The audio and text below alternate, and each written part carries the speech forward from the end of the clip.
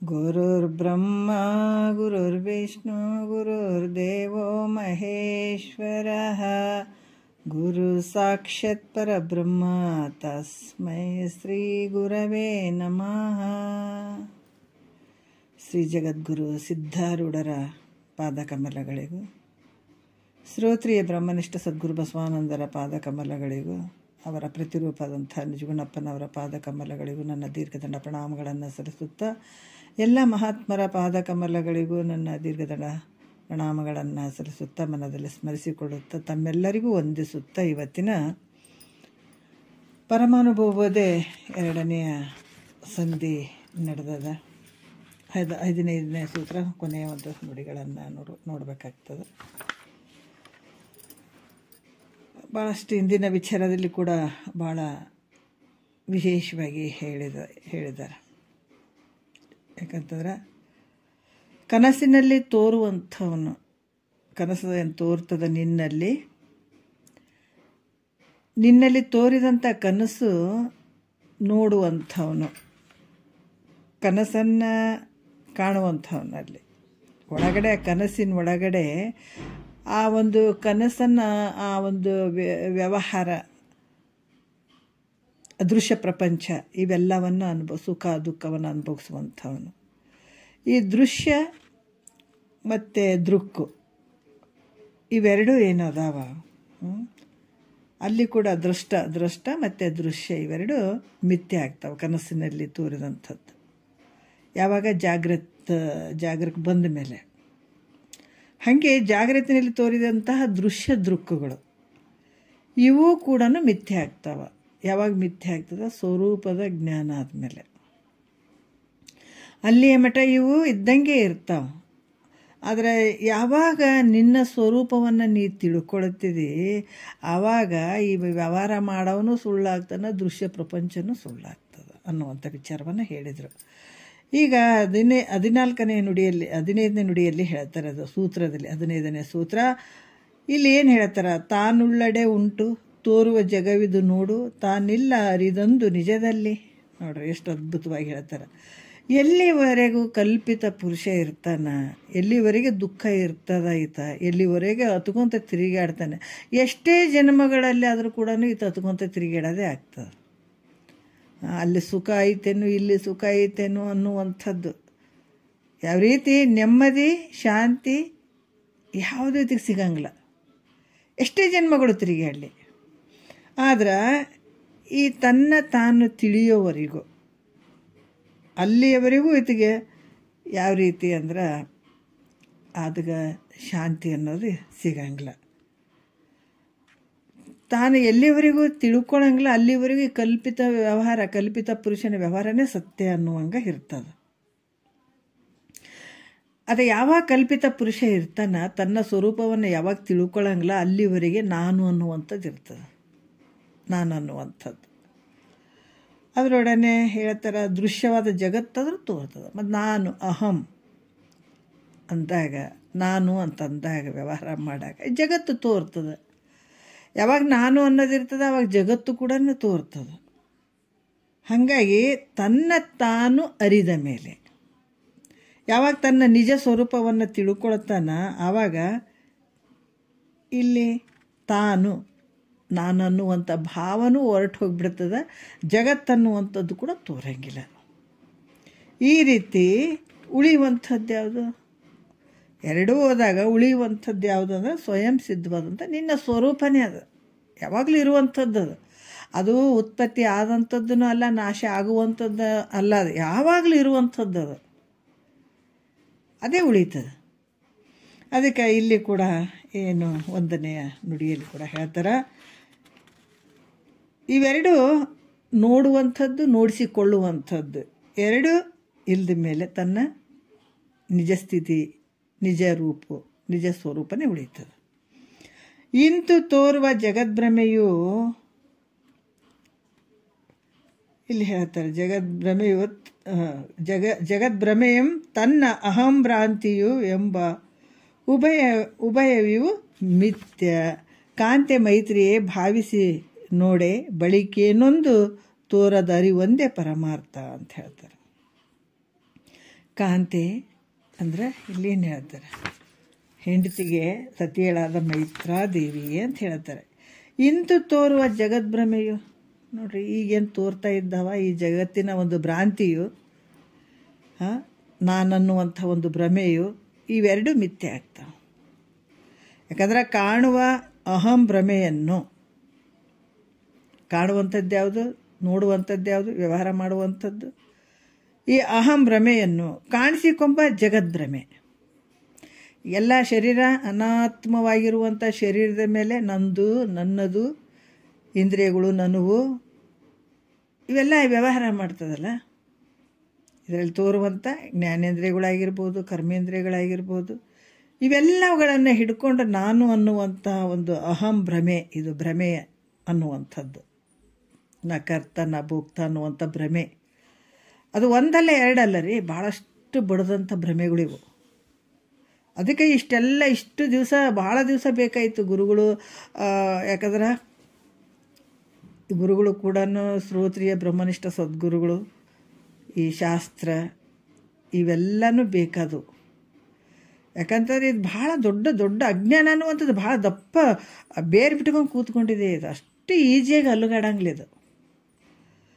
ಅದಕ್ಕೆ ಯಾವಾಗ ಇದು ಗುರು ಮುಖಾಂತರ ನಾವು ಕೇಳ್ತಾ ಹೋದಾಗ ನಿನ್ನ ಅಹಂ ಭ್ರಮೆ ಮತ್ತು ಕಾಣಿಸಿಕೊಳ್ಳುವಂತಹ ಜಗದ್ಭ್ರಮೆ, ತನ್ನ ಭ್ರಮೆ ಮತ್ತು ದೃಶ್ಯವಾಗಿ ತೋರಕತ್ತದಲ್ಲ, ಅದು ಎಲ್ಲಿ ತೋರಕತ್ತದ, ಅದು ನಿನ್ನೊಳಗೆ ತೋರಕತ್ತದ. ಅದಕ್ಕೆ ಏನು ಹೇಳ್ತಾರೆ ಅವರು, ಈ ಜಗದ್ಭ್ರಮೆ ಎಲ್ಲ ವಿಚಾರ ಮಾಡಿ ನೋಡಿದಾಗ ಇವೆಲ್ಲ ಸುಳ್ಳದ, ಪುಸಿ ಐತೆ, ಈ ರೀತಿ ತಿಳಿಯುವಂಥದ್ದಾಗ್ತದೆ. ಯಾವಾಗ ಈ ರೀತಿ ತಿಳ್ಕೊಂಡು ಅಂತಂದ್ರೆ ಉಳಿಯುವಂಥದ್ದೇನು, ನೀನೇ. ಇವೆಲ್ಲವನ್ನ ನೇತಿಗಳಿಯುವಂಥದ್ದು, ಇದು ನೀನಲ್ಲ, ಇದು ನೀನಲ್ಲ ಅನ್ನುವಂಥದ್ದು. ಎಷ್ಟು ಹಾಕೊಂಡು ಕುಂತ್ಕೊಂಡಿದ್ವಿ ಮೇಲ್ಗಡೆ ಕಸ ಕಡ್ಡಿಗಳನ್ನು. ಅದಕ್ಕೆ ಒಬ್ಬ ವ್ಯಕ್ತಿ ಭಾಳ ದಿವಸದಿಂದ ಹೋಗಿದ್ದ, ಬೇರೆ ಕಡೆ ಹೋಗಿದ್ದ, ಮತ್ತೆ ಒಂದು 20-30 ವರ್ಷದಿಂದ ಹೋಗಿದ್ದ, ಮತ್ತೆ ಆ ಜಾಗಕ್ಕೆ ಬಂದ, ಮೇಲ್ಗಡೆ ಕಸ ಕಡ್ಡಿ ಮಣ್ಣೆಲ್ಲ ಬಿದ್ದುಬಿಟ್ಟಿತ್ತು ಆ ಜಾಗದಲ್ಲಿ. ಆತ ಬಂದ ಆ ಪರಿಸೆ ಮೇಲೆ ಕೂತ್ಕೊತಿದ್ದ, ಚಂದ ಬಂಡೆಗಲ್ಲಿತ್ತು, ಅಲ್ಲಿ ಕೂತ್ಕೊತಿದ್ದ. 30 ವರ್ಷ ಆದ ನಂತರ ಬಂದು ನೋಡ್ತಾನೆ, ಅದ್ರ ಮೇಲೆ ಮರಳು ಕಸ ಕಡ್ಡಿ ಎಲ್ಲ ಬಿದ್ದದ. ಇಲ್ಲಿ ಬಂಡೆ ಇತ್ತಲ್ಲ, ಎಲ್ಲೋಯ್ತು ಅಂತ ಕೇಳ್ದ. ಇಲ್ಲ, ಭಾಳ ದಿವಸ ಆಯಿತು ನೀನು ಬಂದಿಲ್ಲಲ್ಲಪ್ಪ, ಇಲ್ಲಿ ಮರಳು ಬಿದ್ದದ, ಮ್ಯಾಲೆ ಮಣ್ಣು ಬಿದ್ದದ, ಕಸ ಬಿದ್ದದ, ಎಲ್ಲ ಬಿದ್ದದ, ತಡಿ ಒಂದು ಸ್ವಲ್ಪ ಅಂತ ಹೇಳಿಬಿಟ್ಟು ಬಂದು ಬಾರಿಗೆ ತೊಗೊಂಡು ಹಿಂಗೆ ಬರ ತೆಗೆದು ಮಣ್ಣು ತೆಗೆದು ಕಸ ಅದೆಲ್ಲ ತೆಗೆದು ತೋರಿಸಿದಾಗ ಉಳಿದಂಥದ್ದು ಯಾವುದು, ಕೆಳಗೆ ಬಂಡಿನೇ ಇತ್ತು. ಅದ್ರಂಗ ನಾವು ಅಜ್ಞಾನ ಅನ್ನುವಂಥ ಭ್ರಮೆ,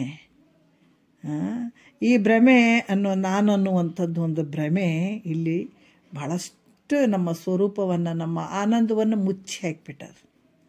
ಅವೆಲ್ಲವನ್ನು ತೆಗೆದು ತೋರಿಸುವಂಥ ಕೆಲಸ ಸದ್ಗುರುವಿನ ಕೆಲಸ ರೀ. ಅದಕ್ಕೆ ಭಾಳ ದೊಡ್ಡ ಕೆಲಸ ಗುರುವಿನ ಕೆಲಸ ಅಂದ್ರೆ ಸುಮ್ಮನೆ ಅಲ್ಲ ಇದು. ಇದನ್ನೆಲ್ಲ ತೆಗೆದು ತನ್ನ ನಿಜ ಸ್ವರೂಪವನ್ನು ತೋರಿಸ್ಬೇಕಲ್ಲ,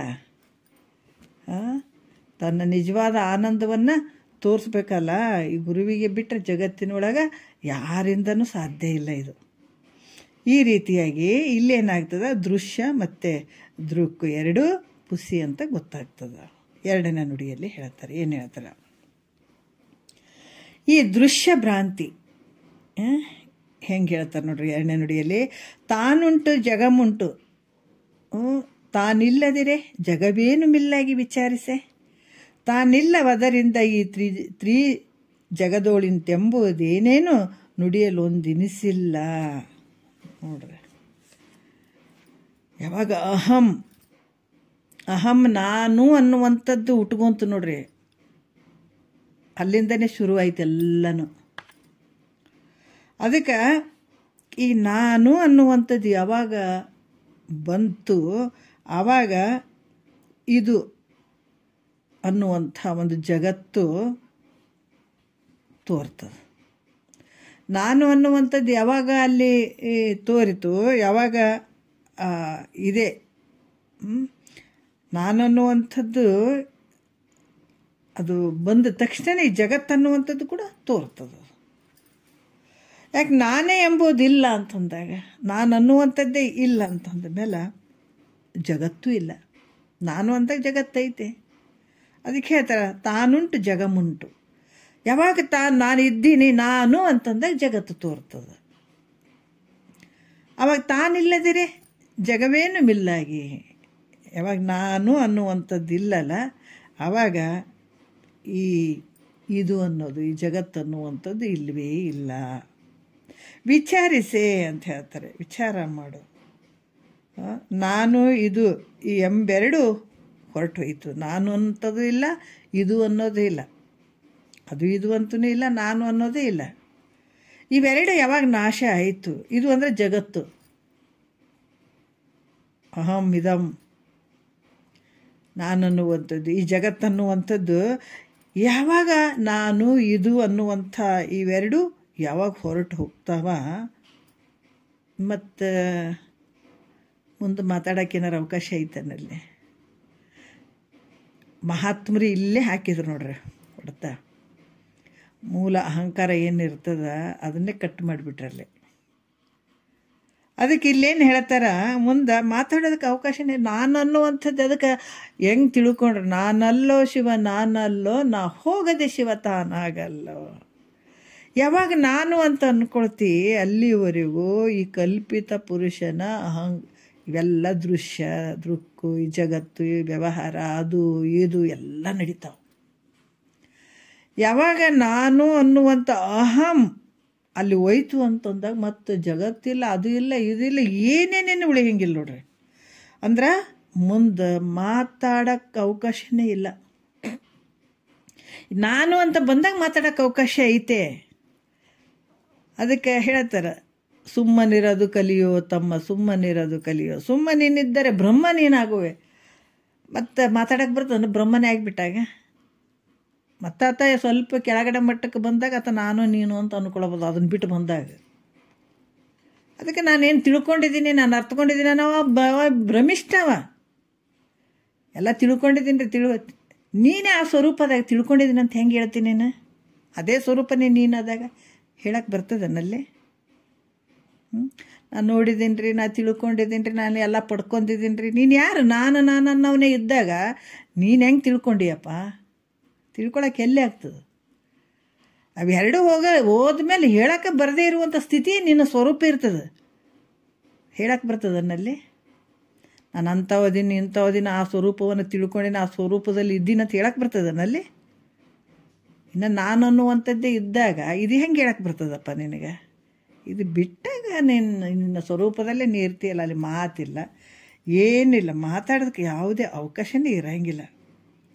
ಯಾಕಂತಂದ್ರೆ ಈ ವಾಣಿಗೂ ನಿಲುಕದೇ ಇರುವಂಥದ್ದು ಸ್ವರೂಪದನ್ನಿಂದ ಏನಾರ ಮಾತಿಗೂ ಮನಸ್ಸಿಗೂ ಏನಾರು ಗೋಚರ ಆಗುವಂಥದ್ದು ಐತೆ ಅನ್ನೋದು. 6 ಪ್ರಮಾಣಗಳಿಗೂ ನಿಲುಕದೇ ಇರುವಂಥದ್ದು ಅದ ನಿನ್ನ ಸ್ವರೂಪ. ಹೇಳಕ್ಕೇನು ಬರ್ತದೆ? 6 ಪ್ರಮಾಣಗಳಿಗೆ ನಿಲುಕದೇ ಇರುವಂಥದ್ದು ಅಂದಾಗ ಮುಗಿದೋಯ್ತು. ಅದಕ್ಕೆ ಈ ವಾಣಿಗೆ ವಿಷಯ ಐತೇನಿದಂದ್ರೆ ಇಲ್ಲ. ಅದಕ್ಕೆ ಈ ಮಾತಿಗೂ ನಿಲುಕದೇ ಇರುವಂಥದ್ದು ನಿನ್ನ ಸ್ವರೂಪ ಐತೆ. ಇರುವಂಥದ್ದು ನಿನ್ನ ಸ್ವರೂಪ ಒಂದೇ ಇರುವಂಥದ್ದು. ಭ್ರಾಂತಿಯಿಂದ ಇದೆಲ್ಲ ನೀನು ಹಾಕೊಂಡು ಕುಂತಿಯಪ್ಪ ಅಂತ ಹೇಳ್ತಾರೆ ಅವ್ರು 3ನೇ ನುಡಿಯಲ್ಲಿ ಹೇಳ್ತಾರೆ. ಇಲ್ಲಿ ತೋರುವ ದೃಶ್ಯ ದೃಕ್ಕುಗಳೆಂಬ ಉಭಯ ಮಿಂತು ತೋರಿದ ಕಥದಿಂದೆ ಪುಸಿಯೆಂದು ಬೇರೆ ನುಡಿಯಲುಂಟೆ ತಿಳಿ ಬಳಿಕೇನೊಂದು ತೋರದ ಚಿನ್ಮಯ ಆತ್ಮನೇ ಸತ್ಯ. ನೋಡ್ರಿ, ಈ ತೋರುವಂಥದ್ದು ಈ ಕಾಣ್ತದಲ್ಲ, ಈ ಜಗತ್ತು ತೋರ್ತದಲ್ಲ, ನಮ್ಮ ಶರೀರ ಇಂದ್ರಿಯಗಳು ಇವೆಲ್ಲ ತೋರುವಂಥ ದೃಶ್ಯ. ಮತ್ತು ದೃಕ್ ನೋಡುವಂಥವನು, ಮತ್ತು ದೃಕ್ ಮತ್ತು ದೃಶ್ಯ. ಇದನ್ನು ನಾವು ಸ್ವಲ್ಪ ಕನಸಿನ ದೃಷ್ಟ ಹಿಂದೆ ಹೇಳಿದ್ದಾರೆ. ಕನಸಿನ ಒಂದು ದೃಷ್ಟಾಂತ ಹೇಳಿದ್ದಾರೆ ಅವರು. ಯಾವ ರೀತಿ ಕನಸಿನ ದೃಷ್ಟಾಂತ ಹೇಳಿದ್ದಾರೆ ಅಂತಂದರೆ, ಆ ಕನಸಿನಲ್ಲಿ ವ್ಯವಹಾರ ಮಾಡ್ತಾನಲ್ಲ, ಆ ಕನಸಿನಲ್ಲಿ ವ್ಯವಹಾರ ಮಾಡದಂಥ ಒಂದು ದೃಷ್ಟ ಎಲ್ಲವನ್ನ ಸುಖ ದುಃಖವನ್ನು ಅನುಭವಿಸುವಂಥವನು. ದೃಶ್ಯವಾದ ಪ್ರಪಂಚ ಎಚ್ಚರಿಕೆ ಸ್ಥಿತಿಗೆ ಬಂದ ಮೇಲೆ ಅವು ಇಬ್ಬರು ಸುಳ್ಳಾಗ್ತದೆ. ಅಲ್ಲಿ ಆ ದೃಶ್ಯ ಪ್ರಪಂಚನೂ ಸುಳ್ಳಾಗ್ತದೆ, ಅಲ್ಲಿ ಅನುಭವ ಮಾಡ್ಕೊಂಡಂಥ ಸುಖ ದುಃಖ ಅನುಭವ ಮಾಡ್ಕೊಂಡಂಥವನು ಸುಳ್ಳಾಗ್ತಾನಲ್ಲ. ಆ ರೀತಿ ಇಲ್ಲಿ ಕೂಡ ಏನು ಹೇಳ್ತಾರೆ, ಈ ದೃಕ್ಕ ಮತ್ತು ದೃಶ್ಯ ಈ ಎರಡು ತನ್ನಲ್ಲೇ ತೋರಿ ತನ್ನಲ್ಲೇ ಅಡಗ್ತಾವ. ಈ ದೃಕ್ಕ ಏನು ಮಾಡ್ತದ, ತನ್ನಲ್ಲೇ ತೋರ್ತದೆ. ಎಲ್ಲಿ? ನಿನ್ನ ಸ್ವರೂಪದಲ್ಲೇ. ಇದೆಲ್ಲ ವ್ಯವಹಾರ ಎಲ್ಲಿ ನಡೆದದಂದ್ರೆ ನಿನ್ನ ಸ್ವರೂಪದಲ್ಲೇ ನಡೆದದ. ಅದಕ್ಕೆ ದೃಕ್ ಮತ್ತು ದೃಶ್ಯ ಇವೆರಡು ತನ್ನಲ್ಲೇ ತೋರಿ ತನ್ನಲ್ಲೇ ಅಡಗ್ತದ. ಅದಕ್ಕೇನಾಗ್ಯದಿದೆ? ಮಿಥ್ಯೆ ಆಗಿರುವಂಥದ್ದು. ಮತ್ತು ನೀನು ಮಾತ್ರ ಅಧಿಷ್ಠಾನ, ಇವೆಲ್ಲದಕ್ಕೂ ಅಧಿಷ್ಠಾನ ರೂಪವಾಗಿರುವಂಥದ್ದು ನಿನ್ನ ಸ್ವರೂಪ. ನಿನ್ನಲ್ಲೇ ಇವೆಲ್ಲ ನಡೀತಾವೆ, ತೋರ್ತಾವೆ ಆಡಗ್ತಾವೆ.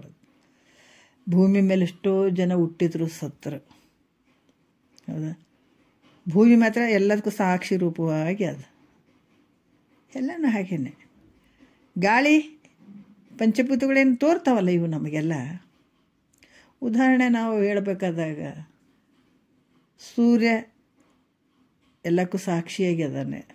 ಸಾಯೋರು ಸಾಯ್ತಾರೆ, ಹುಟ್ಟಾರು ಹುಡ್ತಾರೆ, ನಮ್ಮ ಭಾಳಷ್ಟು ನಡೀತದೆ. ಭೂಮಿ ಮೇಲೆ ಎಲ್ಲನೂ ನಡೀತಾವೆ. ಆದರೆ ಎಲ್ಲಿ ಅಲ್ಲಿ ಹುಟ್ಟಿದಂಗೆ ಆಯಿತು, ಬೆಳೆದಂಗೆ ಆಯಿತು, ಎಲ್ಲ ತೋರುವಂಥ ಈ ಜಗತ್ತು ಏನದ, ಈ ದೃಶ್ಯವಾಗಿ ತೋರುವಂಥ ಗಿಡ ಮರಗಳು ಮನುಷ್ಯರು ಇವೆಲ್ಲ ತೋರ್ತಾವೆ, ಇಲ್ಲೇ ಹುಟ್ಟುತ್ತಾವೆ, ಇಲ್ಲೇ ಅಡಿಗೆ ಬಿಡ್ತಾವಲ್ಲ. ಹಂಗೆ ನಿನ್ನ ಸ್ವರೂಪದಲ್ಲಿ ಸಕಲ ಇವೆಲ್ಲವೂ ತೋರ್ತಾವೆ. ಎಲ್ಲಿ ತೋರಕತ್ತಾವ? ಈ ಮಾಯೆ ಆಯಿತು, ಮಹತ್ತಾಯಿತು, ಮೂರು ಅಹಂಕಾರ ಆಯಿತು, ಪಂಚ ತನ್ಮಾತ್ರೆಗಳಾದವು, ಭೂತಾದಿಗಳ ಅದು ಇವೆಲ್ಲ ಎಲ್ಲಿ ತೋರಾಕತ್ತಾವ? ನಿನ್ನೊಳಗೆ ತೋರಾಕತ್ತಾವ. ತೋರ್ತಾವೆ, ನಿನ್ನಲ್ಲೇ ಅಡಗ್ತಾವೆ. ಅದಕ್ಕೆ ಇವು ಮಿಥ್ಯೆ ಅದಾವ. ಅಧಿಷ್ಠಾನ ರೂಪನಾದಂಥ ನೀನೊಬ್ಬನೇ ತೋರದೆ ಅಡಗದೆ ಇರುವಂಥವನು ನಿಜ ಸ್ವರೂಪ. ನೀನು ಯಾವಾಗಲೂ ಇರುವಂಥವನೇನು. ಮತ್ತು ಉತ್ಪನ್ನ ಆದಂಥವನು, ನಾಶ ಆಗುವಂಥವನು, ತೋರುವಂಥವನು, ಅಡಗುವಂಥವನು ಏನಾರ ಐತೇನಂದರೆ ಇಲ್ಲ. ಯಾವಾಗಲೂ ಇರುವಂಥವನು ನಿನ್ನ ನಿಜ ಸ್ವರೂಪ. ಹಂಗೈತಪ್ಪ ಅಂತ ಹೇಳ್ತಾರೆ 4ನೇ ನುಡಿಯಲ್ಲಿ ಹೇಳ್ತಾರೆ. ಈಗ ಯಾವ ಒಂದು ಈ ದೃಶ್ಯ ದೃಕ್ಕು ಇವೆರಡು ತೋರದೆ ಹೋಯಿತು ಅಂದಾಗ, ಕಾಣದೆ ಹೋಯಿತು ಅಂದಾಗ, ಅನಂತರ ತನ್ನಲ್ಲಿ ನಾನು ಅನ್ನುವಂಥ ಕಲ್ಪನೆ ಅದು ತೋರೋದಿಲ್ಲ. ಆವಾಗ 4ನೇ ನುಡಿಯಲ್ಲಿ ಹೇಳ್ತಾರೆ, ಜಡ ದೃಶ್ಯವು ಈ ದೇಹವು ಅಜಡ ದೃಶ್ಯನೇ ದ್ರಷ್ಟ ನಡೆಬಿಡದಿಲ್ಲ ದಿಂತು ಉಭಯವು ಮಡದಿ ತನಗೆ ತೋರದಿರಲ್ಕೆ ತಾನೆಂಬ ಈ ನುಡಿಯದೆಂತಹುದು ವಿಚಾರಿಸೆ ಅಂತ ಹೇಳ್ತಾರೆ ಅವರು. ಈ ದೇಹ ಹೆಂಗದಪ್ಪ? ದೇಹ ಅಂದರೆ ಶರೀರ ಅನ್ನುವಂಥದ್ದು ಜಡ ದೃಶ್ಯ, ಈ ಜಡವಾಗಿರುವಂಥದ್ದು, ದೃಶ್ಯವಾಗಿರುವಂಥದ್ದು. ಶರೀರ ಕೂಡ ದೃಶ್ಯವಾಗಿ ಅರಿತುಕೊಳ್ತದೆ. ಅದಕ್ಕೆ ಜಡ ದೃಶ್ಯ ಮಿತಿ ಪರಿಣಿತಿ ಭೂತ ಕಾರ್ಯತೆ ಬಿಡಿದು ಕನಸು ನಿದ್ರೆಯೊಳಗಿಲ್ಲ ಅವಾಗೆ ಕೊಡದಂತೆ ಬೇರೆ ಎನಿಸುವುದು ಈ ಒಡಲೆಂಬ ಸುವಿವೇಕವನ್ನು ಮಾಡೆ ಮನುಜ ಅಂತ ಹೇಳ್ತಾರೆ. ಜಡವಾಗಿರುವಂಥದ್ದು, ದೃಶ್ಯವಾಗಿ ತಿಳಿಸಿಕೊಡುವಂಥದ್ದು ಈ ಶರೀರ. ಯಾಕಂತಂದ್ರೆ ಈ ದೇಹಾದಿ ಅಂದಾಗ ನಾವೆಲ್ಲ ಇಂದ್ರಿಯಗಳು ಶರೀರಗಳು ಎಲ್ಲವನ್ನು ತಗೊಳ್ಬೇಕಾಗ್ತದೆ. ಈ ಜಗತ್ತು ಹೆಂಗದ? ಜಡದಿಂದ ಕೂಡ್ಯದ. ಇದಕ್ಕೇನು ಶಕ್ತಿನೇ ಇಲ್ಲ. ಅದು ನಿನ್ನ ಬೆಳಕಿನಿಂದ ತೊಗೊಂಡು ನಿನ್ನ ಒಂದು ಶಕ್ತಿಯನ್ನೇ ತೊಗೊಂಡು ಇಷ್ಟೆಲ್ಲ ವ್ಯವಹಾರ ಮಾಡಾಕತ್ತದ ಈ ಶರೀರ. ಅದಕ್ಕೆ ಮೂಲ ಆಧಾರ ನೀನೇ, ನಿನ್ನ ಸ್ವರೂಪನೇ. ಅದರಲ್ಲಿ ಈ ಶರೀರ ಜಡದಿಂದ ಕೂಡಿದಂಥದ್ದು, ಇಂದ್ರಿಯಗಳು ಜಡದಿಂದ ಕೂಡಿದಂಥದ್ದು. ಈ ಜಗತ್ತು ಹೆಂಗದಪ್ಪ ಅಂತಂದ್ರೆ ಜಡವಾಗಿರುವಂಥದ್ದು ಮತ್ತು ದೃಶ್ಯವಾಗಿರುವಂಥದ್ದು. ಈತ ಹೆಂಗದನ? ದೃಷ್ಟ ಹೆಂಗದನ? ಆತ ಅಜಡ ಅದನ ಮತ್ತು ದೃಶ್ಯನಾಗಿದ್ದಾನ.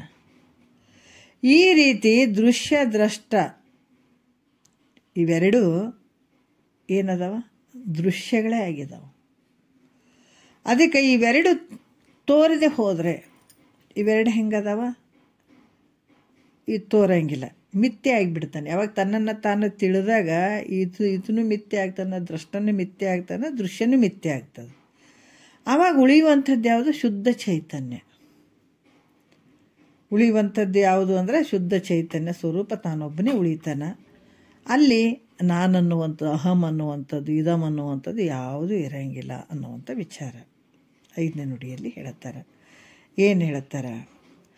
ತಾನೆಂಬನು ಆ ದೃಶ್ಯವನು ದ್ರಷ್ಟನು ತಾನೆಂಬ ಇಂತು ಅನುಭವಿಸಿದ್ದ ತಾನೆಂಬ ವೇದ್ಯತೆಯಿಂದೆ ನೋಡಲು ಮಿಥ್ಯೆ ತಾನಲ್ಲದುದು ತಾನೇ ಪರತತ್ವ. ನೋಡ್ರಿ, ಯಾಕಂತನ ಈ ದೃಶ್ಯ ದೃಕ್ಕುಗಳೆರಡು, ಏನು ನೋಡುವಂಥವನು, ವ್ಯವಹಾರ ಮಾಡುವಂಥವನು, ದೃಕ್ಕು ನೋಡುವಂಥವನು, ದೃಶ್ಯ ತಿಳಿಸಿಕೊಳ್ಳುವಂಥದ್ದು, ಈ ಎರಡನ್ನು ಅಭಿಮಾನ ಮಾಡುವಂಥವನು ಮತ್ತು ದೃಶ್ಯ ದೃಕ್ಕು ಇವೆರಡನ್ನು ಅಭಿಮಾನ ಮಾಡುವಂಥವನು ತಾನೆಂಬುದು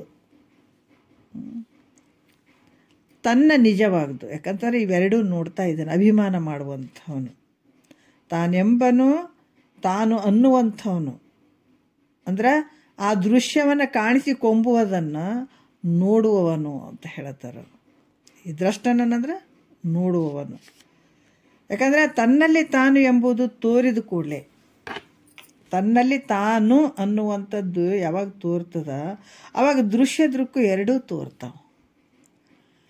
ನಾನು ಅನ್ನುವಂಥದ್ದು ಯಾವಾಗ ತನ್ನಲ್ಲಿ ತಾನು ಯಾವಾಗ ತೋರಿತಾವಾಗ ತನ್ನಲ್ಲೇ ದೃಶ್ಯ ದೃಕ್ ಎರಡೂ ತೋರ್ತಾವೆ. ಇದು ತನ್ನ, ಯಾಕಂದರೆ ಇದು ಅನುಭವದ ಮಾತಾಗ್ಯದ, ನಮಗೆ ಗೊತ್ತಾಗ್ಯದ. ಯಾವ ರೀತಿ ಈ ದ್ರಷ್ಟ ನೋಡುವಂಥವನು, ತಿಳಿಸಿಕೊಳ್ಳುವಂಥದ್ದು ಇವೆರಡೂ ತೋರ್ತಾವೆ. ಆದರೆ ತಾನು ಅನ್ನೋದು ತನಗೆ ದೃಶ್ಯವಾಗಿರುವಂಥದ್ದು ತನಗೆ ಸುಳ್ಳಾಗ್ಯದ. ನಾನು ಹಂಗಿದ್ದೀನಪ್ಪ, ನಾನು ಹಿಂಗಿದ್ದೀನಪ್ಪ, ನನ್ನ ಅಂಥವನಪ್ಪ ಇಂಥವನಪ್ಪ ಅಂತ ತನ್ನಲ್ಲೇ ತಾನು ಅಂತ ಹೇಳ್ಕೊತಾನಲ್ಲ. ನಾನು ಎಂಥವನಂತ ತಿಳ್ಕೊಂಡ್ರಿ ಅಂತ ಹೇಳ್ತೀವಲ್ಲ. ಹಾಗಾಗಿ ತಾನು ಅನ್ನೋದು ತನಗೆ ದೃಶ್ಯವಾಗಿರೋದ್ರಿಂದ ನಾನು ಹಿಂಗೆ ಅದೀನಿ ನೋಡು, ನಾನು ಹಿಂಗೆ ಮಾಡೋನು ಅಂತ ಈ ಥರ ಏನು ಬರ್ತಾವ ಇವೆಲ್ಲ ತನಗೆ ದೃಶ್ಯವಾಗಿರೋದು, ಅದು ಕೂಡ ಸುಳ್ಳಾಗ್ಯದ. ಅದರಿಂದ ತಾನು ಅನ್ನಲಿಕ್ಕೆ ಬಾರದೇ ಇರುವಂಥದ್ದು ವಸ್ತು ಏನೈತು ಭಾಳ ಸೂಕ್ಷ್ಮ ಐತೆ ನೋಡ್ರಿ. ತಾನು ತನ್ನಲ್ಲೇ ಇದು ತನ್ನಲ್ಲೇ ತಾನು ತೋರಿದ್ರಿಂದ ದೃಶ್ಯ ದೃಕ್ಕುಗಳು ಎರಡು ಮಿಥ್ಯೆ ಆಗ್ತಾವ, ಎರಡು ತೋರ್ತಾವೆ. ಯಾಕಂದರೆ ತನ್ನಲ್ಲಿ ತಾನು ಅಂತ ಯಾವಾಗ ಆ ಭಾವ ಬಂತು ಅಂತಂದಾಗ ದೃಶ್ಯ ದೃಕ್ಕುಗಳು ಎರಡೂ ತೋರ್ತಾವೆ. ಯಾವಾಗ ತಾನು ಅನ್ನುವುದು ತನಗೆ ದೃಶ್ಯ, ನಾನು ಹಂಗದೀನಿ ಹಿಂಗದೀನಿ ಅನ್ನುವಂಥದ್ದು ಅದು ದೃಶ್ಯವಾಗಿ ತೋರುವಂಥದ್ದು ಸತ್ಯ ಏನಂದರೆ ಸುಳ್ಳಾಗಿರುವಂಥದ್ದು. ಅದರಿಂದ ನಾನು ಅನ್ನೋಂಥದ್ದು ಎಲ್ಲವೇ ಇಲ್ಲ ಅಲ್ಲಿ. ಯಾವಾಗ ನಾನು ಇದ್ದೀನಿ ನಾನು ಅನ್ನುವಂಥದ್ದು ಅನ್ನಲಿಕ್ಕೆ ಬಾರದೇ ಇರುವಂಥ ಒಂದು ವಸ್ತು ಐತಲ್ಲ, ಅದೇ ನಿನ್ನ ಸ್ವರೂಪ. ನಾನು ಅನ್ನುವಂಥದ್ದು ಇಲ್ಲವೇ ಇಲ್ಲ. ಈ ರೀತಿಯಾಗಿ ಅದು ಹೇಳಲಿಕ್ಕೆ ನಾನು ಅಂತನ್ನುವಂಥದ್ದು ಹೇಳಲಿಕ್ಕೆ ಬರದೇ ಇರುವಂಥದ್ದು ನಿನ್ನ ನಿಜ ಸ್ವರೂಪ ಏನದ, ಅದು ನಿನ್ನ ನಿಜವಾದ ಸ್ವರೂಪಪ್ಪ ಅಂತ ಹೇಳ್ತಾರೆ ಅವರು. ಮತ್ತು 6ನೇ ನುಡಿಯಲ್ಲಿ ಕೂಡ ಹೇಳ್ತಾರೆ, ಸರ್ವ ದೃಶ್ಯ ದೃಕ್ಕುಗಳನ್ನು ತೆಗೆದು ಹಾಕಿದಾಗ ಈಗೇನು ಮಾಡ್ತಾರೆ, ಮೂಲ ವಿಚಾರಗಳನ್ನು ಹೇಳ್ತಾ ಇದ್ದಾರೆ ಅವರು. ಪ್ರಕೃತಿ ಮೊದಲ್ಗೊಂಡು ವಿಕೃತಿ ರೂಪದೇ ತೋರ್ಪ ಸಕಲ ದೃಶ್ಯಗಳನ್ನೆಲ್ಲವ ಅಕುಟಿಲೆ ತನ್ನವನ್ನೂರೇ ನೇತಿಗಳೆದು ನಿಂದ ಕಲಂಕ ಅದ್ವಯ ಬೋಧಾಮಯ ನಾಥ ಅಂತ ಹೇಳ್ತಾರೆ. ಪ್ರಕೃತಿ ಮೊದಲ್ಗೊಂಡು ಈ ಮಾಯೆ, ಪ್ರಕೃತಿ, ಮಹತ್ತು, 3 ಅಹಂಕಾರಗಳು, ವೈಕಾರಿಕ, ತೈಜಸ್ಸು, ಭೂತಾದಿ ಅಹಂಕಾರಗಳು, ಪಂಚತನ್ಮಾತ್ರೆಗಳು, ಭೂತಾದಿ ಅಹಂಕಾರಗಳು ಇವೆಲ್ಲ ಏನದಾವ, ಈ ಪ್ರಕೃತಿ ವಿಕೃತಿ ಆಗ್ತಾ ಬರುವಂಥದ್ದು. ಈಗ ಮಾಯೆಯಲ್ಲಿ ಪ್ರಕೃತಿ ತೋರ್ತದಲ್ಲ, ಪ್ರಕೃತಿ ಏನಾಗ್ತದೆ, ಅದು 3 ಗುಣಗಳಿಂದ ಗರ್ಭೀಕರಿಸ್ಕೊಂಡಿರ್ತದೆ ಪ್ರಕೃತಿ. ಯಾವುದು ತ್ರಿಗುಣಾತ್ಮಕ, ಯಾವುದು ಸತ್ವ ರಜೋ ತಮ, ಈ 3 ಗುಣಗಳಿಂದನೇ ಜಗತ್ತಿನ ವ್ಯವಹಾರ ನಡೀತದೆ. ಅದೇ ವಿಕೃತಿ ಆಗ್ತಾ ಬರುವಂಥದ್ದು. ಆ ಪ್ರಕೃತಿ ಏನಾಗ್ತದೆ, ವಿಕೃತಿ ಆಗಿರುವಂಥದ್ದು, ವಿಕೃತಿ ರೂಪ ತೋರಿ ಅಲ್ಲೇನಾಗ್ತದೆ ಮಹತ್ತು ಅಂತ ಹೇಳ್ತದೆ. ಮಹತ್ತು ಅಂದ್ರೆ 3 ಗುಣಗಳನ್ನು ಗರ್ಭೀಕರಿಸ್ಕೊಂಡಿರ್ತದೆ. ಇದು ಪ್ರಕೃತಿ ಅಂದ್ರೇ ಅಹಂ ಅದೇ ಮುಂದೆ ಹಂಗ ವಿಕಾರ ಪಡಿತಾ ಬರ್ತದದು ಅಜ್ಞಾನ. ಇಲ್ಲಿ ಮಹತ್ ಅನ್ನುವಂಥದ್ದು 3 ಗುಣಗಳನ್ನು ಗರ್ಭೀಕರಿಸ್ಕೊಂಡಿರ್ತದ. ಅದೇ 3 ಅಹಂಕಾರಗಳನ್ನು ಗರ್ಭೀಕರಿಸ್ಕೊಂಡಿರ್ತದ. 3 ಅಹಂಕಾರಗಳನ್ನು ಅದು ಆ ಕಡೆ ಬೀಜನೂ ಅಲ್ಲ, ಈ ಕಡೆ ಸಸಿನೂ ಅಲ್ಲ, ಮಧ್ಯಭಾಗ ಇರ್ತಲ್ಲ, ಆ ರೀತಿ ಮಹತ್ವ ಅಂತ ಹೇಳ್ತಾರೆ. ಮತ್ತು ಅಹಂಕಾರ ಯಾವುದು? ವೈಕಾರಿಕ ಅಹಂಕಾರ, ತೈಜಸ ಅಹಂಕಾರ, ಭೂತಾದಿ ಅಹಂಕಾರ ಅಂತ 3 ಗುಣಗಳು. ಮತ್ತು ಪಂಚತನ್ಮಾತ್ರೆ ಅಂತಂದ್ರೆ ಶಬ್ದ, ಸ್ಪರ್ಶ, ರೂಪ, ರಸ, ಗಂಧ. ಇವು ಪಂಚತನ್ಮಾತ್ರೆಗಳು. ಪಂಚಮಹಾಭೂತಗಳು ಆಕಾಶ, ವಾಯು, ಅಗ್ನಿ, ಜಲ, ಪೃಥ್ವಿ. ಇವು 5 ಪಂಚಮಹಾಭೂತಗಳು. ಈ ಭೌತಿಕ ದೇಹಾದಿ ಈ ಶರೀರಗಳು, ಭೌತಿಕ ಅದರಿಂದ ಕೂಡಿದಂಥ ಈ ಕಾಣುವಂಥ ಈ ಶರೀರಾದಿಗಳು ಎಲ್ಲ ಬಂದವು. ಮತ್ತು ಈ ಸರ್ವ ಪ್ರಪಂಚವನ್ನು ಅದನ್ನು ಕಾಣುವಂಥ ದ್ರಷ್ಟ ನಾನು. ಇವೆಲ್ಲ ಸರ್ವ ಪ್ರಪಂಚ, ಅದರಲ್ಲಿ ಕಾಣುವಂಥ, ವ್ಯವಹಾರ ಮಾಡುವಂಥ, ಸುಖ ದುಃಖಕ್ಕೆ ಗುರಿಯಾಗುವಂಥ ಈ ದ್ರಷ್ಟ ನಾನು. ಇವೆರಡು ನೇತಿಗಳದಾಗ, ಇವೆರಡು ಬಿಟ್ಟಾಗ ಇದು ನೀನಲ್ಲ ಅಂತ. ಯಾಕಂತಂದ್ರೆ ಇವ್ಯಾವ ನೀನಲ್ಲ, ಇವೆಲ್ಲವನ್ನ ಬಿಟ್ಟಾಗ ಶರೀರ ನೀನಲ್ಲ, ಕಣ್ಣು ನೀನಲ್ಲ, ಮೂಗು, ಬಾಯಿ ಏನದಾವ ಜ್ಞಾನೇಂದ್ರಿಯಗಳು, ಕರ್ಮೇಂದ್ರಿಯಗಳು, ಪಂಚವಾಯುಗಳು, ಇವು ಯಾವ ನೀನು ಅಲ್ಲ. ಇವು ನೀನು ಸಾಧನೆಗೆ ಬಂದಿದ್ದಾವ ಹೊರತಾಗಿ ಯಾಕೆ ಬಂದಿದ್ದಾವೆ ಅಂದ್ರೆ ಕಷ್ಟ ಸುಖ ನೋವು ನಲಿವಂತೇನು ಪ್ರಾರಬ್ಧ ಐತಲ್ಲ, ಆ ಪ್ರಾರಬ್ಧವನ್ನು ಉಣೋದಕ್ಕಾಗಿ ಈ ಶರೀರ ಹಿಂಗೆ ಬಂದದ. ಬಟ್ ಯಾವುದಕ್ಕಾರ ಬಳಸುಗೋ ಈ ಶರೀರವನ್ನು ನೀನು ಭಾಳ ಪಾಪದ ಕೆಲಸಗಳನ್ನು ಮಾಡಿ ನರಕಕ್ಕೆ ಹೋಗೋಕ್ಕೂ ಬರ್ತದೆ, ಪುಣ್ಯದ ಕೆಲಸಗಳನ್ನು ಮಾಡಿ ಸ್ವರ್ಗಾದಿ ಭೋಗಗಳನ್ನು ಅನುಭವಿಸೋಕ್ಕೂ ಬರ್ತದೆ, ಮಹಾತ್ಮರ ವಿಚಾರಗಳನ್ನು ಕೇಳಿ ಮುಕ್ತನಾಗೋಕ್ಕೂ ಬರ್ತದೆ, ದುಃಖ ನಿವೃತ್ತಿ ಮಾಡ್ಕೊಳ್ಳೋಕ್ಕೂ ಈ ಶರೀರ ಹೆಬ್ಬಾಗಿಲ್ಲ. ಮತ್ತು ಈ ಒಂದು ಜನನ ಮರಣ ದುಃಖವನ್ನು ನಿವೃತ್ತಿ ಮಾಡ್ಕೊಳ್ಳೋದಕ್ಕೆ ಬೇರೆ ಯಾವ ಶರೀರಕ್ಕೆ ಸಾಧ್ಯ ಇಲ್ಲ, ಮನುಷ್ಯನ ಶರೀರಕ್ಕೆ ಮಾತ್ರ ಸಾಧ್ಯ ಐತೆ. ಇವನ್ ದೇವತೆಗಳಿಗೆ ಮೊದಲು ಮಾಡಿ ಇದು ದುಃಖವನ್ನು ಪರಿಹಾರ ಮಾಡ್ಕೊಳಕ್ಕಾಗಂಗಿಲ್ಲ, ಅವನು ದುಃಖದಿಂದ ಕೂಡಿದ ದೇವತೆಗಳು. ಅದಕ್ಕೆ ಇಲ್ಲಿ ಕೂಡ ಇವೆಲ್ಲವೂ ನೀನಲ್ಲ, ಯಾಕಂದರೆ ದೃಶ್ಯವಾಗಿ ಅರಿಸಿಕೊಳ್ಳುವಂಥದ್ದು. ದ್ರಷ್ಟ ಅವನನ್ನು ನೋಡುವಂಥವನು, ಅಲ್ಲಿ ಅನುಭವ ಮಾಡುವಂಥವನು, ಕಷ್ಟ ಸುಖಕ್ಕೆ ಗುರಿಯಾದಂಥವನು ದ್ರಷ್ಟ ಅದನ್ನಲ್ಲ. ಇವ್ಯಾವ ನೀನು ಅಲ್ಲ, ಇವ್ಯಾವ ನೀನಲ್ಲ ಅಂತ ಅಂದ್ಕೊಂಡು ಅದನ್ನು ಕಳೀಲಿಕ್ಕೆ ನೀವೊಬ್ಬವನೇ ಉಳಿದು ಬಿಡ್ತೀವಿ ನೋಡಲ್ಲಿ. ಇದು ನೀನಲ್ಲ ಅಂತ ಅನ್ಕೊಂತ ಹೋದಾಗ ಉಳಿಯುವಂಥ ನೇತಿಗಳಿಯಲು ಬರದೇ ಇರುವಂಥ ಒಂದು ಸ್ವರೂಪ ಯಾವುದೈತೆ, ಯಾವುದೊಂದು ಅವಿದ್ಯಾದಿ ಯಾವ ದೋಷನೂ ಅಲ್ಲಿಲ್ಲ, ಏನೊಂದು ಚೂರು ಉಳ್ಕೊಂಡಿಲ್ಲ ಅಲ್ಲೇ.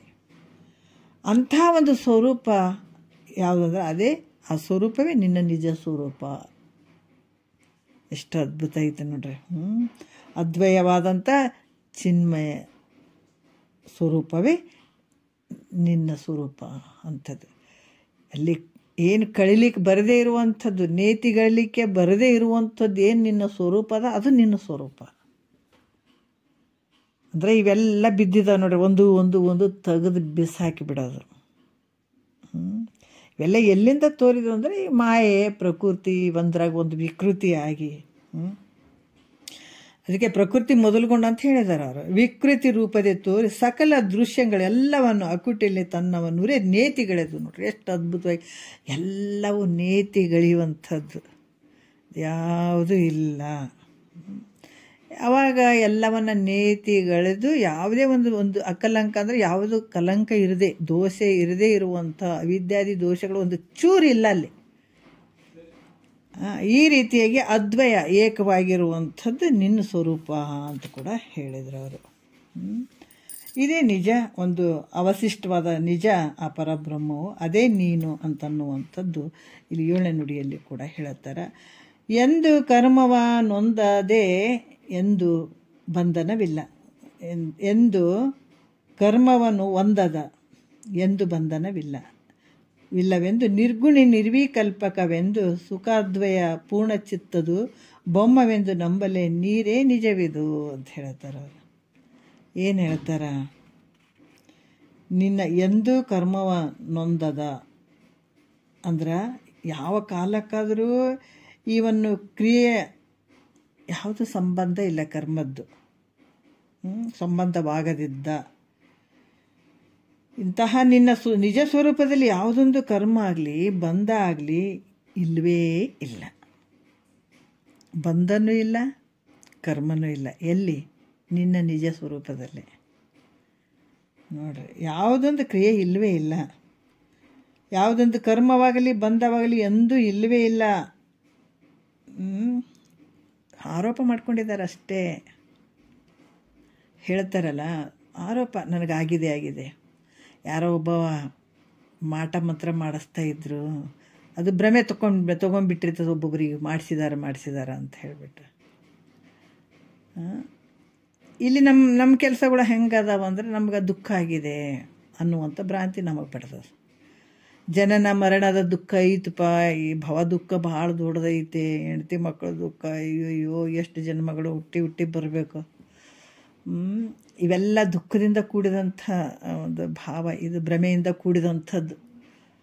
ಅದಕ್ಕೆ ಮದ್ದು ಮಾಟ ಮಾಡಿಸಿದಾರಂತ ಸುಸ್ತಾಗಿ ಕೂತ್ಕೊಳ್ಳೋದು, ಸುಂದಾಗಿ ಕೂತ್ಕೊಳ್ಳೋದು, ಮಲಗೋದು, ನಾನಾ ರೀತಿಯಿಂದ ಭ್ರಾಂತಿ ಆಗಿತ್ತು. ಅದಕ್ಕೆ ಈ ಮದ್ದು ತೆಗಿತಾರ ಅಂತ ಹೇಳ್ಬಿಟ್ಟು ಎಲ್ಲೆಲ್ಲ ಹೋಗ್ತಿರ್ತಾರೆ ನೋಡ, ಹಂಗೆ ಓದ್ನಂತ ಅದು ಗೊತ್ತಾಗಿತ್ತು, ಇದಕ್ಕೆ ಭ್ರಮೆನೇ ಆಗ್ಯದ ಅಂತ ಹೇಳಿಬಿಟ್ಟು.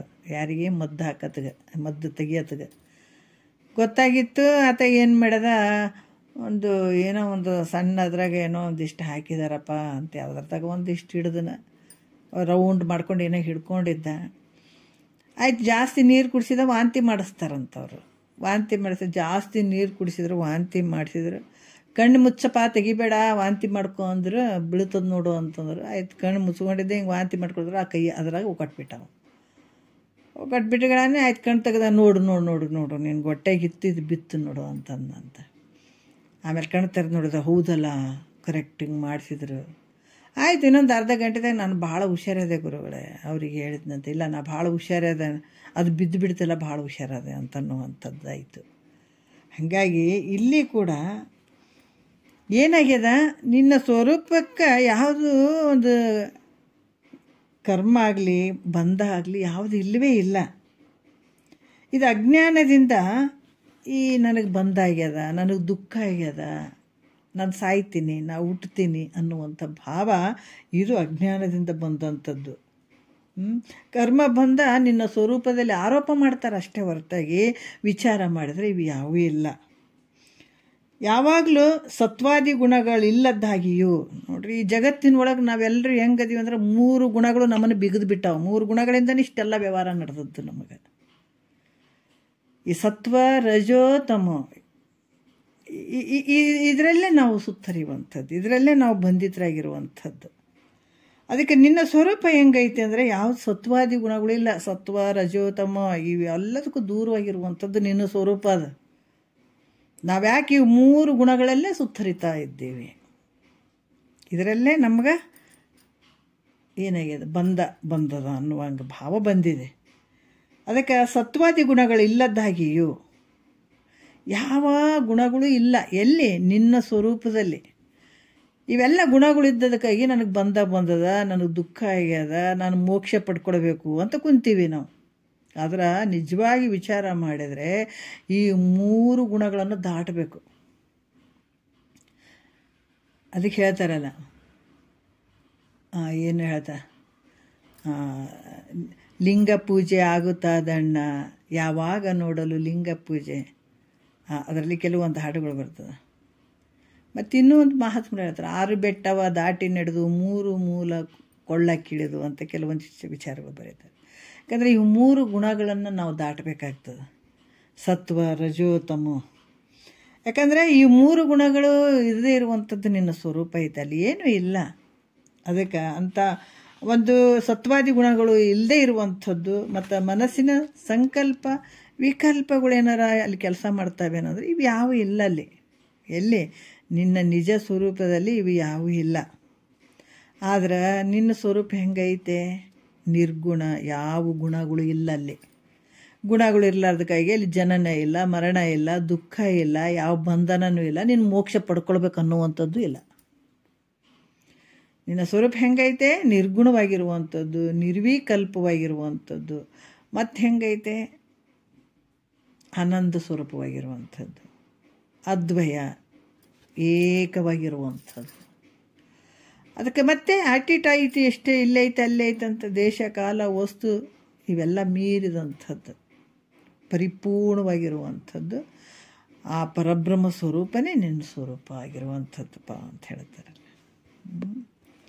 ಈ ರೀತಿಯಾಗಿ ಮತ್ತೆ ಹೇಳ್ತಾರ, ಈ ಕರ್ಮೇಂದ್ರಗಳು ಪ್ರಾಣಪಂಚಕಂದ್ರೆ ಪ್ರಾಣಾಪಾನ ವ್ಯಾನ ಉದಾನ ಸಮಾನ. ಕರ್ಮೇಂದ್ರಿಯ ವಾಕ್, ಪಾಣಿ, ಪಾದ, ಗುಹ್ಯ, ಗುದ ಅನ್ನುವಂಥದ್ದು ಇವೆಲ್ಲ ವಿಲಕ್ಷಣವಾದ್ದರಿಂದ ಈ ಪಂಚ ಪ್ರಾಣಗಳಿಗೆ ಆಮೇಲೆ ಇವೆಲ್ಲವಕ್ಕೂ ವಿಲಕ್ಷಣವಾದ್ದರಿಂದ ಕರ್ಮವನ್ನು ಒಂದಿಲ್ಲ, ಅದು ಒಂದದೇ ಇರುವಂಥದ್ದು. ಇವಕ್ಕೆಲ್ಲ ದೂರ ಇರುವಂಥವನು. ಇವು ಯಾವ ಅಲ್ಲಿ ನಿನ್ನ ಸ್ವರೂಪದಲ್ಲಿಲ್ಲ.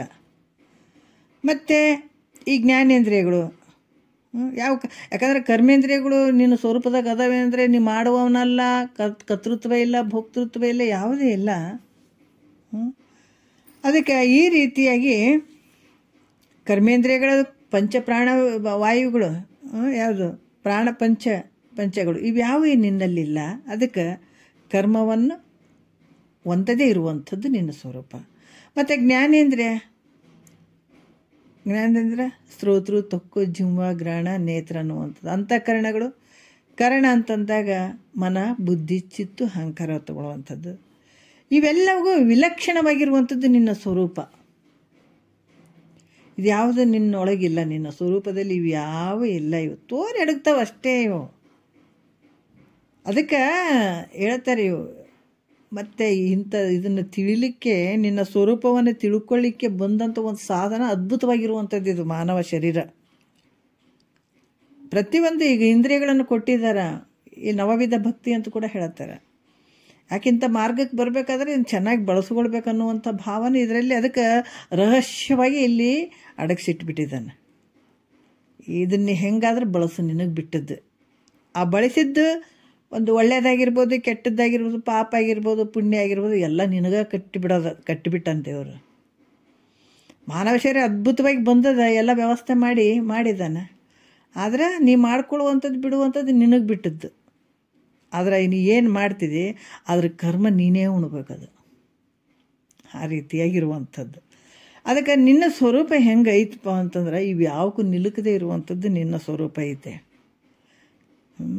ಏನೋ ಮೋಜಿನ ಸಲುವಾಗಿ ಇಂಥವೆಲ್ಲ ಸೃಷ್ಟಿ ಮಾಡಿದೆ. ಅದೇ ಭ್ರಮೆಯಲ್ಲಿ ಇದು ಜೀವಾತ್ಮ ಹೊಂಟ್ಬಿಟ್ಟ. ಅದಕ್ಕೆ ನೋಡಪ್ಪ, ಇದನ್ನು ತಿಳ್ಕೊಂಡು ಮತ್ತೆ ನಿನ್ನ ನಿಜ ಸ್ವರೂಪಕ್ಕೂ ಬಂದುಬಿಡು. ಮತ್ತಿಲ್ರಿ ಅದು ಹೋಗಿ ಅಲ್ಲೇ ಏನೇನೋ ಒಂದು ಊರಿಗೆ ಹೋಗಿರ್ತಾರೆ. ಊರಿಗೆ ಹೋಗಿ ಅವರು ಅಲ್ಲಿ ಮನೆಗೆ ಹೋಗ್ಬೇಕಾಗಿರ್ತದೆ. ಅವನೇನು ಮಾಡ್ತಾನೆ, ಬಸ್ ಸ್ಟ್ಯಾಂಡ್ದಾಗ ಇಳಿತಾನೆ, ಎಲ್ಲ ಅಂಗಡಿಗಳು ನೋಡ್ತಾನೆ. ಬೇಕ್ರಿ ಐಟಮ್ ಇರ್ತದೆ, ಹಣ್ಣುಗಳು ಇರ್ತಾವೆ, ಹೋಟೆಲ್ಗಳು ಇರ್ತಾವೆ, ನಾನಾ ರೀತಿಯಿಂದ ವಿಚಿತ್ರ ಅಲ್ಲಿ ಬಸ್ ಸ್ಟ್ಯಾಂಡ್ ಇಳಿದ ತಕ್ಷಣ ಶುರುವಾಗ್ತದೆ.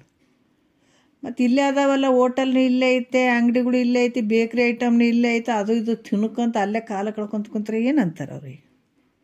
ಓದ್ ಕೆಲಸನೇ ಮರ್ತು ಇಲ್ಲೇ ಜಗ್ಮಗ್ ಅನ್ನುವಂಥ ಅಂಗಡಿಗಳು ಅದಾವಂತ ಅಲ್ಲೇ ಕುಂತ್ಬಿಟ್ರೆ ಮೂರ್ಖ ಅಂತಾರಲ್ಲ. ಆತ ಏನು ಮಾಡ್ಯಾನ, ಹೋಗಿ ನಿನ್ನ ಮನೆ ಸೇರಪ್ಪ ಅಂತ ಹೇಳಿದಾನೆ. ಮತ್ತು ಆತ ಅಲ್ಲೇ ಕೂತ್ಕೊಂಡ್ರೆ ಇನ್ನೇನು ಮಾಡೋಕ್ಕಾಗ್ತದೆ? ಎಷ್ಟು ದಿವ್ಸ ಕೂತ್ಕೋ, ಒಂದಲ್ದು ಒಂದು ದಿವಸ ನಿನ್ನ ಮನೆ ಸೇರ್ಬೇಕಾದ್ರೆ ನೀನು ಹಿಂಗೆ ಬಾ ಅಂತ ಹೇಳ್ತಾನತ್ತ. ಅದಕ್ಕೆ ಇಲ್ಲಿ ಕೂಡ ಈ ಜ್ಞಾನೇಂದ್ರಿಯಗಳು, ಕರ್ಮೇಂದ್ರಿಯಗಳು ಇದರಿಂದ ನೀನು ತಿಳ್ಕೊಂಡು ಇವುಗಳನ್ನು ಹಿಡ್ಕೊಂಡಕ್ಕೆ ಮನೆ ಸೇರಿ ನೀನು ಅನಂತವಾದಂತಹ ನಿನ್ನ ಮನೆ ಏನು ಬಿಟ್ಟು ಬಂದಿದೆಯಲ್ಲ, ಈಗ ಮತ್ತೆ ಇವನ್ನ ಹಿಡ್ಕೊಂಡು ನೀ ಸೇರಂತ ಈ ಮಾನವ ಶರೀರ ಕೊಟ್ಟಾನ. ಮತ್ತು ನೀ ಯಾವಾಗ ಅರ್ಥ ಮಾಡ್ಕೊಂಡು ಇವನು ಸರಿಯಾಗಿ ದಾರಿಗೆ ತೊಗೊಂಡು ನೀನು ಓದಿದ್ದೆ ಆದ್ರೆ ನಿನ್ನ ಅಂಥ ಮನೆಯನ್ನು ಸೇರಕ್ಕೆ ಸಾಧ್ಯ ಆಗ್ತದೆ, ನಿನ್ನ ಮನೆ. ಅದಕ್ಕೆ ಇವೆಲ್ಲಕ್ಕೂ ವಿಲಕ್ಷಣವಾಗಿರುವಂಥದ್ದು ನಿನ್ನ ಸ್ವರೂಪ ಐತೆ. ಇವು ಯಾವಕ್ಕೂ ಒಳಗಾಗಿಲ್ಲ. ಅದಕ್ಕೆ ನಿನಗೆ ಬಂಧನೂ ಇಲ್ಲ ಅಲ್ಲಿ. ಸುಮ್ಮ ಆರೋಪ ಮಾಡ್ಕೊಂಡ್ರೆ ಭ್ರಮೆ ಇದೆ ಅಷ್ಟೇ ಹೊರತಾಗಿ ವಿಚಾರ ಮಾಡಿದರೆ ಇವು ಯಾವ ಇಲ್ಲವೇ ಇಲ್ಲ ನಿನ್ನಲ್ಲಿ. ನಿನ್ನ ಸ್ವರೂಪದಲ್ಲಿ ಯಾವ ಬಂಧನೂ ಇಲ್ಲ, ಯಾವ ಮೋಕ್ಷನೂ ಇಲ್ಲ, ಅಲ್ಲಿ ಯಾವುದು ಇಲ್ಲೇ ಇಲ್ಲ. ಷಡೂರ್ಮಿ ಸತ್ವಾದಿ ಗುಣವಿಲ್ಲದರಿಂದ, ಷಡೂರ್ಮಿ ಸತ್ವಾದಿ ಗುಣವಿಲ್ಲದ್ರೆ, ಯಾಕಂದರೆ ಷಡೂರ್ಮಿಗಳು ಅದಾವೇನಂದರೆ ಸುಖ ದುಃಖ ಇವೆಲ್ಲ ಷಡೂರ್ಮಿಗಳು ಏನದಾವ 6 ರೀತಿಯಿಂದ ಇರುವಂಥದ್ದು. ಸತ್ವಾದಿ ಗುಣ 3 ಗುಣಗಳು ಇವಿರದೇ ಇರುವಂಥದ್ದು. ಸುಖ ದುಃಖ ದ್ವೇಷ ಪ್ರಯತ್ನ ಇವೆಲ್ಲ 6 ಗುಣಗಳು ಬರ್ತಾವೆ. ಇವು ಸತ್ವಾದಿ ಗುಣಗಳು, ಇವ್ಯಾವೂ ಇಲ್ಲ. ಅದಕ್ಕೆ ಇವ್ಯಾವು ಇರ್ಲಾರ್ದಕ್ಕೆ ಏನು ಹೆಸರು ಬಂತು? ನಿರ್ಗುಣವಾಗಿರುವಂಥವನು ಅಂತ ಹೆಸರು ಬಂತು. ಮತ್ತು ಜಾಗೃತಾದಿ, ಜಾಗ್ರ ಸ್ವಪ್ನ ಸುಸುಪ್ತಿ ಇವೆಲ್ಲಗಳಿಗೆ ನೀನೇನು ವಿಲಕ್ಷಣನಾಗಿರುವಂಥವನು. ಜಾಗೃತಾದಿ ಅಂದಾಗ ತೂರ್ಯ ಅವಸ್ಥೆ, ಜಾಗ್ರದಲ್ಲಿ ವಿಶ್ವ ಅಂತ ಅನ್ನುವಂಥದ್ದು, ಸ್ವಪ್ನದಲ್ಲಿ ತೈಜಸ್ ಅನ್ನುವಂಥದ್ದು, ಸುಸುಪ್ತಿಯೊಳಗೆ ಪ್ರಾಜ್ಞೆ ಅನ್ನುವಂಥದ್ದು, ತೂರ್ಯ ಅವಸ್ಥೆಯಲ್ಲಿ ಪ್ರತ್ಯೇಗಾತ್ಮ ಅನ್ನುವಂಥದ್ದು, ಇವೆಲ್ಲಗಳಿಗೆ ವಿಲಕ್ಷಣನಾಗಿರುವಂಥದ್ದು ನಿನ್ನ ಸ್ವರೂಪ. ಅದಕ್ಕೆ ನೀ ನಿರ್ವಿಕಲ್ಪಕ ಅಂತ ಕೂಡ ಹೇಳ್ತಾರೆ.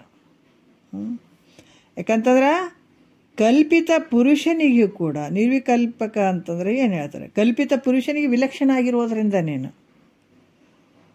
ಮತ್ತು ಇಲ್ಲಿ ಸುಖವೆಂದು ದ್ವೈತ ಅಲ್ಲದರಿಂದ ಅದು ಬೇರೆ ಇದು ಬೇರೆ ಅನ್ನುವಂಥದ್ದು ಏನೂ ಇಲ್ಲ. ಮತ್ತು ಸುಖರೂಪ ಅದಾನ, ಅದ್ವಯ ಅದಾನ. ಇಂಥ ದೃಶ್ಯ ದೃಕ್ಕಿಗೆ ವಿಲಕ್ಷಣ ಆದ್ದರಿಂದ ನೀನು ಪರಿಪೂರ್ಣನಾಗಿರುವಂಥನು. ಅದೇ ಅಬ್ರಹ್ಮ, ಅದೇ ನಿನ್ನ ಸ್ವರೂಪ ಅಂತ ನೀನು ತಿಳ್ಕೊ ಮೈತ್ರ ಅಂತ ಬಹಳ ಅದ್ಭುತವಾಗಿ ಅವರು ಹೇಳ್ತಾರೆ. ಯಾಕಂದ್ರೆ ಎಲ್ಲವನ್ನ ಕಳೆದ ಉಳಿದಂಥ ಉಳಿಮೆ ನಿನ್ನ ಸ್ವರೂಪ ಐತೆ. ಭಾಳ ದೂರ ಏನಿಲ್ಲ, ಸ್ವಲ್ಪ ಹೊರಗೇನು ಹಾಕಿಬಿಟ್ಟಿದ ಮನಸ್ಸನ್ನು ಸ್ವಲ್ಪ ಗುರು ವಿಚಾರ ಕಡೆ ನೀ ಹಾಕಿ ಸ್ವಲ್ಪ ನಿನ್ನ ಕಡೆ ನೀನು ತಿರ್ಸ್ಕೊಂಡ್ಬಿಟ್ಟು ಮನಸ್ಸನ್ನು ಅಂದಾಗ ಭಾಳ ಅದ್ಭುತ. ಅದಕ್ಕೆ ಮತ್ತೆ 16ನೇ ನುಡಿ ಇಟ್ಕೊಂಡು ಸೂತ್ರ 16ನೇ ಸೂತ್ರ ಇಟ್ಕೊಂಡು ನಾಳೆ ನೋಡೋಣ. ಒಂದೆರಡು ಮತ್ತು ಗುರುಗಳ ಪಾದಕ್ಕೆ ಅರ್ಪಿಸಿ ಹರ ಓಂ.